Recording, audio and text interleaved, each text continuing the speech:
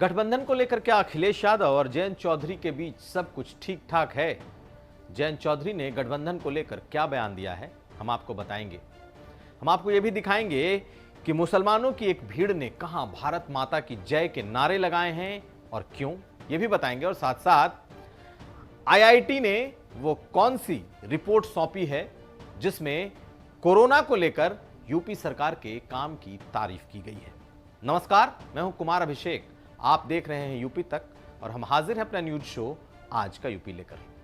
Samajwadi party और RLD के बीच सब कुछ ठीक ठाक है या नहीं, इस पर एक प्रश्न चिन्ह लग रहा है। और वो इसलिए क्योंकि दोनों पार्टियां पहले से ऐलान कर चुकी हैं कि दोनों 2022 के चुनाव में एक साथ चुनाव में जाएंगी, सीटें शेयर करेंगी और दोनों का गठबंधन चुनाव पूर्व गठबंधन है। ये आधिकारिक स्टैंड है। लेकिन आज अमरोहा में जयंत चौधरी थे और जब जयंत चौधरी से यह पूछा गया कि समाजवादी पार्टी के साथ गठबंधन की क्या स्थिति है, तो उन्होंने कहा कि वक्त पर आपको बता दिया जाएगा। उधर यह भी चर्चा है कि कांग्रेस पार्टी जयंत चौधरी के साथ नजदीकियां बढ़ा रही है और चाहती है कि वो आरएलडी के साथ पश्चिम में गठबंधन में जाए। यानी कि आरएलडी को लुभाने के लिए कई और पार्टियां हैं जो पश्चिम में उसके साथ गठबंधन करना चाहती हैं। लेकिन सीटों को लेकर मामला समाजवादी पार्टी के साथ फंसता हुआ दिख रहा है। पहले आप सुनिए सवाल पर क्या कहा है जयंत चौधरी।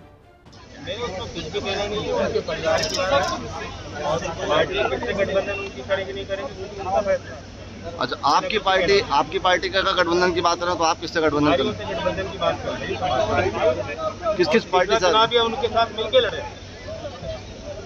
अभी किसके साथ गठबंधन की उम्मीद आप लोग लगाते थे? खुल के कह रहा हूं कि हम पिछला चुनाव उनके साथ हैं। अच्छा, एक बात, जयंत चौधरी के इस जवाब में शायद आपको बहुत कुछ ऐसा ना लगे कि दोनों के बीच गठबंधन में खटास है, लेकिन सच्चाई यह है कि सीटों के बंटवारे को लेकर समाजवादी पार्टी और आरएलडी के बीच अभी तक सहमति नहीं बन पाई है। समाजवादी पार्टी बहुत ज्यादा सीटें देने को तैयार नहीं है, जबकि आरएलडी यानी जयंत चौधरी किसान आंदोलन और जाटों के नाराजगी को देखते हुए चाहते हैं कि पश्चिम की काफी सीटों पर उनकी पार्टी चुनाव लड़े।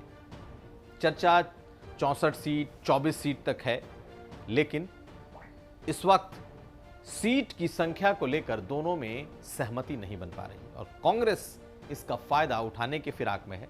कांग्रेस को लगता है कि पश्चिम में उसे गठबंधन के लिए एक बड़ा आधार चाहिए और इस वजह से जयंत चौधरी पर डोरे डाले जा रहे हैं। फिलहाल गठबंधन को लेकर कुछ भी कहना जल्दबाजी होगी, लेकिन एक लाइन तो है कि सीटों को लेकर अभी तक सहमति नहीं बन पाई है और दोनों के बीच समझौते को लेकर फिलहाल सब कुछ ठीक ठाक नहीं है।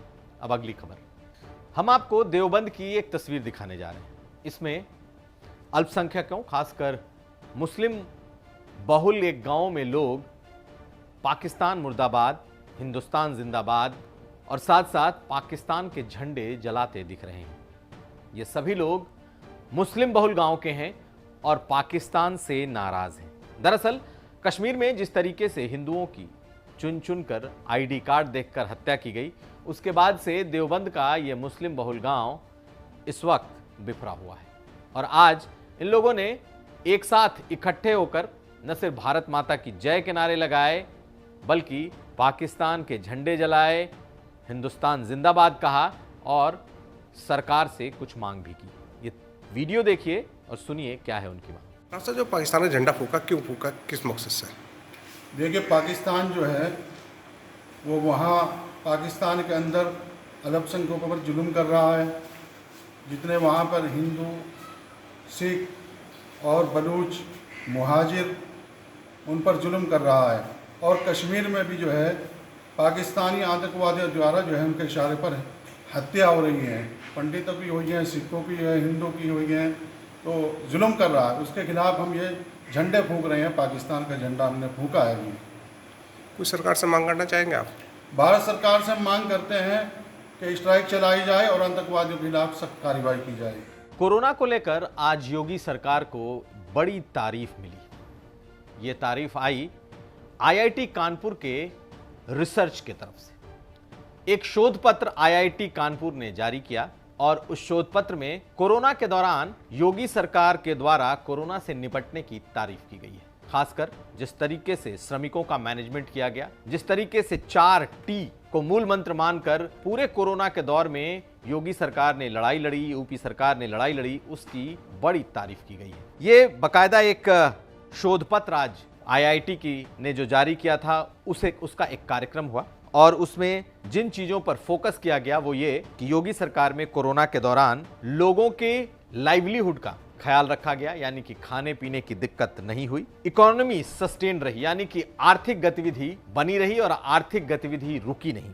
इसके अलावा मोबिलिटी की बात की गई है कि जिस तरीके से श्रमिकों को उनके घरों तक पहुंचाया गया, ये एक बड़ा काम था। 4T, test, track, treat and tackle, इन 4 शब्दों को जोड़ा गया और 4T पर जो योगी सरकार ने काम किया है उसकी तारीफ इस रिसर्च पेपर में, इस शोध पत्र में प्रमुखता से किया गया है। ऑक्सीजन मैनेजमेंट की भी तारीफ की गई है। हालांकि वो दौर सबने देखा कि किस तरीके से भयावह हालात थे, बावजूद इसके इस शोध पत्र में योगी सरकार के ऑक्सीजन मैनेजमेंट का जिक्र है और बाकायदा उसके लिए ग्राफ के जरिए इसे समझाया गया है।